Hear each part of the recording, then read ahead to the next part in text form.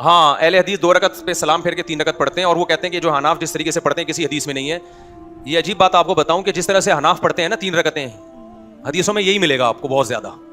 کچھ چیزیں ہوائی باتیں ہوتی ہیں. 1 رکعت والی حدیث صرف ایک ہے, اور وہ بھی تعویل والی ہے, اس کا وہ مطلب نہیں ہے جو یہ بیان کرتے ہیں. 3 رکعت پہ تو بہت ساری حدیثیں ہیں, لیکن اہل حدیث کیا کرتے ہیں, فوراً حدیث پیش کرتے ہیں. حدیث میں آتا ہے کہ مغرب وطر کو مغرب سے تشبیہ نہ دو. اب ایک بتاؤ, حضرت عائشہ بھی بتا رہی ہیں, ام سلمہ بھی بتا رہی ہیں, نبی 3 رکعت وطر پڑھتے تھے. بہت ساری حدیثوں میں آ رہا 3 پڑھتے تھے, 3 پڑھتے تھے, 3 پڑھتے تھے.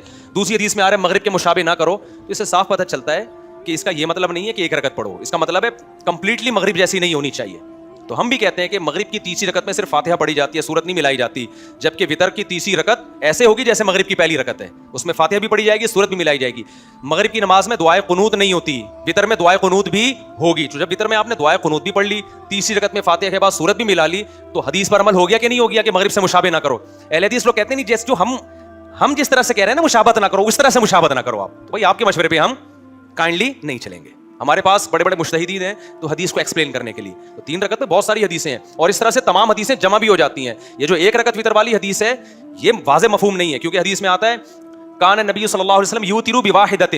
یوتر بواحدۃ کا ایک مطلب یہ ہے کہ 1 رکعت وطر پڑھی. دوسرا مطلب حدیث ہی سے ثابت ہے کہ 1 رکعت کے ذریعے آپ نے ایون کو آڈ بنایا, جفت کو طاق بنایا, کیونکہ عربی میں وطر آڈ کو کہتے ہیں, سمجھ رہے ہو, جو 2 پہ تقسیم نہیں ہوتے, طاق کو کہتے ہیں. تو 1 رکعت کے ذریعے آپ نے کیا بنایا, 2 رکعتوں کو طاق بنائی, 2 کے بعد 1 رکعت ملائی تاکہ وہ جفت کے بجائے طاق نماز بن جائے.